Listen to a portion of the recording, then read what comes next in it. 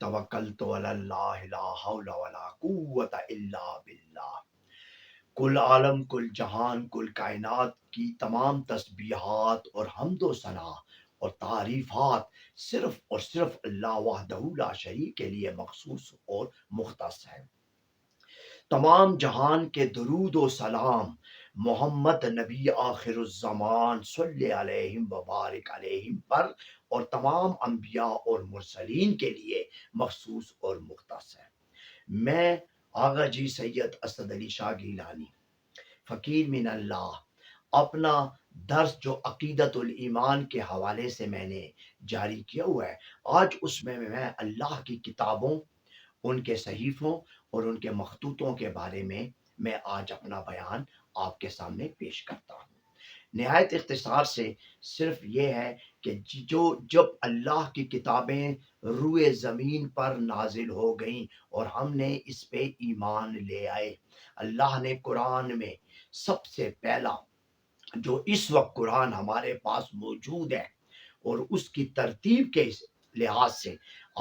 جب آپ دیکھیں گے تو پہلا پارہ میں سورۃ البقرہ میں سب سے پہلے اللہ وحدہ لا شریک ہی کے کلمات اور ان کا فرمان ہے، ذالک الکتاب لا ریب فیہ ھدی للمتقین۔ ذالک الکتاب، یہ جو آپ کے سامنے یہ جو کتاب پڑھی ہوئی ہے، لا ریب فیہ، اب اس میں کوئی شک نہیں ہے، کوئی شبہ نہیں ہے، کوئی ابہام نہیں ہے، کوئی مبہم نہیں ہے۔ یہ آپ کے پاس ایک بڑا حتمی فتویٰ آ گیا، اور اس بات پہ غور کریں، دور نہ جائیں۔ پھر کہتے ہیں ھدی للمتقین، یہ تو صرف ان لوگوں کے لیے ہدایت نامہ ہے جو صرف تقوی رکھتے ہیں، پرہیزگار ہیں، میری بات کو سمجھتے ہیں، میں جس سے منع کرتا ہوں منع ہو جاتے ہیں، جس کو میں کہتا ہوں وہ کرتے ہیں۔ پرہیزگار تو اسی کو کہتے ہیں۔ ڈاکٹر جب مریض جاتا ہے تو ڈاکٹر کہتا ہے اب آپ نے پرہیز کرنا ہے، یہ چیز نہیں کھانی، یہ چیز کھانی ہے۔ تو جو صحیح معنوں میں جو مریض ڈاکٹر کی بات کو سمجھتا ہے، جانتا ہے اور اپنی بیماری کو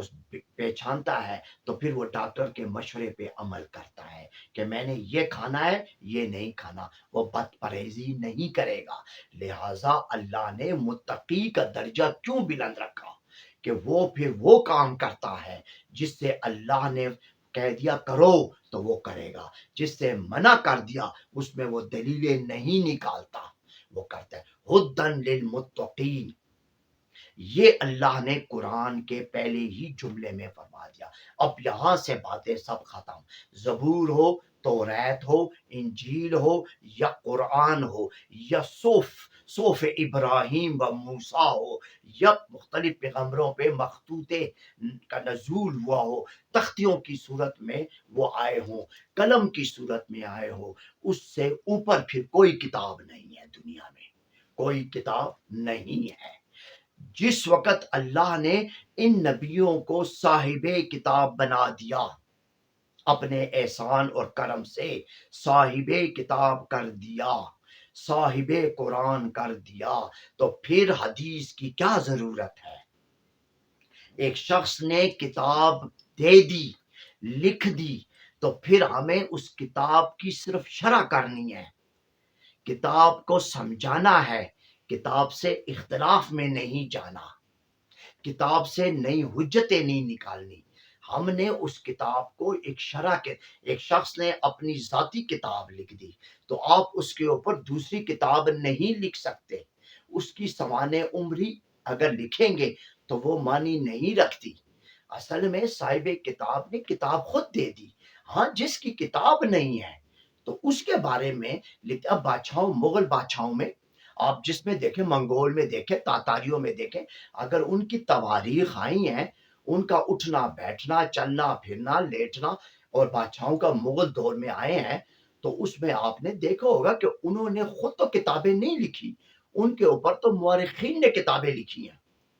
جب مورخین نے کتابیں لکھی ہیں تو پھر تو بات سمجھ میں آتی ہے۔ جب ایک کتاب بھی موجود ہے، صاحب کتاب بھی موجود ہے، اور کتاب بھی اسی کی ہے، تو پھر اس کے اوپر اور کتابوں کی کیا ضرورت ہے؟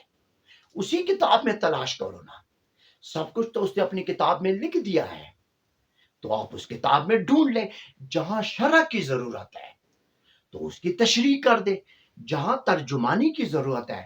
تو ترجمانی کر لیں، لیکن اس کے ساتھ خلاف نہ چلے نا۔ اب قرآن کہتا ہے جب تم روزہ رکھو، جب ماہ رمضان آئے، قرآن کہتا ہے، قرآن میں دیکھ لیں، آپ تلاش کر لیں، ہر چیز قرآن سے ہے، دلیل میں کبھی اپنی نہیں دوں گا، قرآن میں ہی ہے کہ جب روزہ ماہ رمضان آئے تو روزے میں تم روزے کو اس وقت بند کرو جب سفیدی آ جائے، تاریکی سیاہی چلی جائے،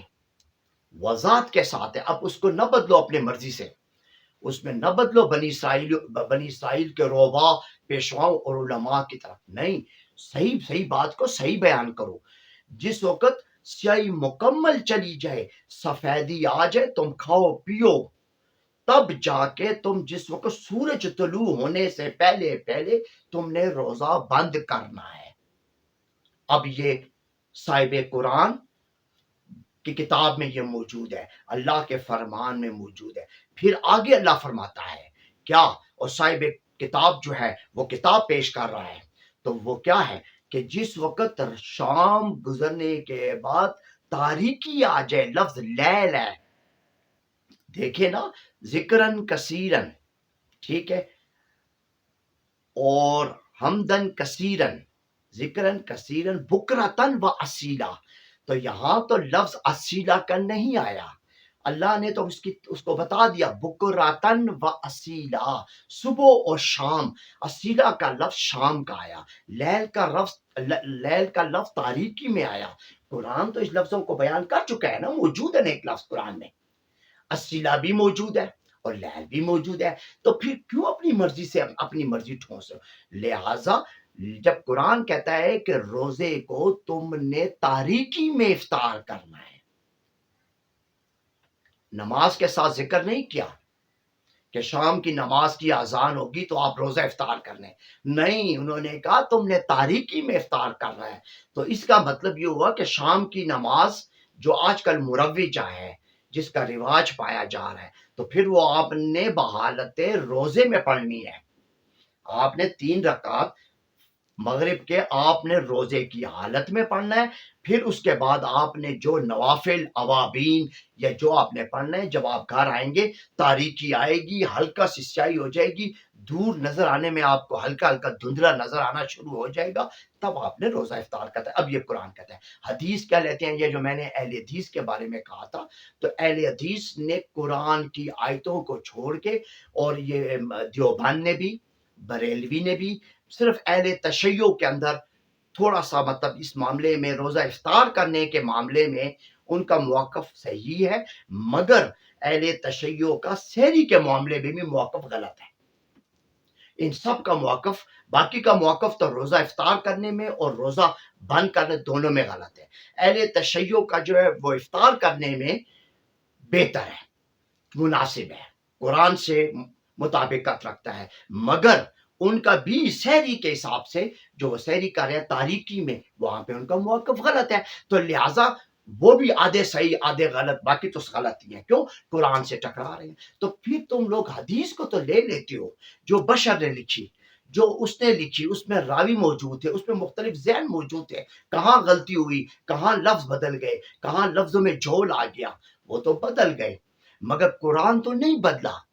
وہ تو صاحب قرآن جو لایا ہے وہ تو اصلی لایا ہے، اور اس میں دیانتداری بھی ہے، ایمان بھی ہے، ہم نے تو ایمان رکھا ہے نا، ہم نے حدیث پہ تو ایمان نہیں لائے، ہمارے تو ایمان کا جز کتاب ہے اللہ کی، کہاں لکھا ہے کہ اللہ پر ایمان لاؤ، فرشتوں پر ایمان لاؤ، حدیثوں پہ ایمان لاؤ، سنتوں پہ ایمان لاؤ، یہ تو اس نے کہا اللہ پہ ایمان لاؤ، فرشتوں پہ ایمان لاؤ، کتابوں پہ ایمان لاؤ نا، اور پھر پیغمبروں پہ، ٹھیک ہے۔ اب جب کتابوں پہ ایمان لایا تو پہلا ایمان تو پورا کرو نا، میں ایمان کی جو بات، تو یہاں پہ پھر آپ دعویٰ ایمان کا کرتے ہو کتاب پہ، اور عمل کرتے ہو آپ دوسری بشری لوگوں کی باتوں پہ، وہاں تو بڑے دماغ ہے، ایک صحابی نے روایت کیا، پھر اس کے بعد تابعی نے کیا، پھر تبع تابعین نے کیا، پھر ان کے بعد اولیاء نے کیا، پھر ولیوں نے کیا، پھر نیک لوگوں نے کیا، متقین نے کیا، ہوتے ہوتے ہوتے ہوتے کئی پشتوں کے بعد جب 150-200 سال گزر گئے، آپ خود حساب کر لیں کتنے بیچ میں انسان گزرے ہوں گے، پھر وہ بات آ جاتی ہے، آپ اس پہ امنا و صدقنا، آپ اس پہ عمل کر لیتے ہیں، اور جو اللہ کا کتاب اور کلام موجود ہے اس کو آپ نے رد کر دیا۔ میں نے ایک مثال دی تو قرآن پہ یا کتابوں پہ ایمان کا مطلب یہی ہے کہ آپ اس کی بات کو پھر ہر چیز پہ فضیلت دیں، افضلیت دیں، اس کو مقام دیں، اور اللہ کے نزدیک اور اس کے پیغمبر کے نزدیک، کیونکہ یہ اب صاحب قرآن جو تھا اس کی یہی کتاب ہے، صاحب کتاب کی کتاب حدیث نہیں ہے، یہی ہے، بس یہی میں نے آپ کو سمجھانا ہے۔ اس میں بہت دلیلیں ہیں، اگر میں اس میں تفصیل میں چلا گیا تو آپ لوگ بہت زیادہ پریشان ہو جائیں گے، آپ کو حیران ہو جائیں گے کہ کتنی چیزیں ہم نے قرآن سے نکال کر حدیثوں پہ عمل شروع کر دیا، قرآن کو یکسر ہم نے رد کر دیا لاشعوری میں، اور پھر بھی ہمارا دعویٰ ہے کہ ہم قرآن پہ ایمان لاتے ہیں، اس کو چومتے ہیں، یہ غلط ہے۔ سب سے پہلے جو چیز قرآن سے ٹکرائے گی اس کو ہم چھوڑیں گے، اور جو چیز قرآن سے مطابقت رکھے گی ہم اسے سر آنکھوں پہ لیں گے، اس لیے کہ میرے نبی نے کبھی بھی قرآن کے خلاف عمل نہیں کیا، یہ ان پہ بہت بڑا بہتان ہے۔ ہم نے لوگوں کی اقوال رجال میں جا کے، محدثین مفسرین کی باتوں میں جا کے، ان کے رتبے اور مقام کو دیکھ کے ہم نے نبی پہ بہتان ہی باندھ دیا۔ بس اس بات سے گریز کریں۔ بس یہ میرا آج کا خطبہ تھا، اس کو سمجھے، آسان سا، آپ کو ساری سمجھ آ جائے گی۔ وآخر الدعوانا والحمد للہ رب العالمین۔ السلام علیکم ورحمۃ اللہ وبرکاتہ۔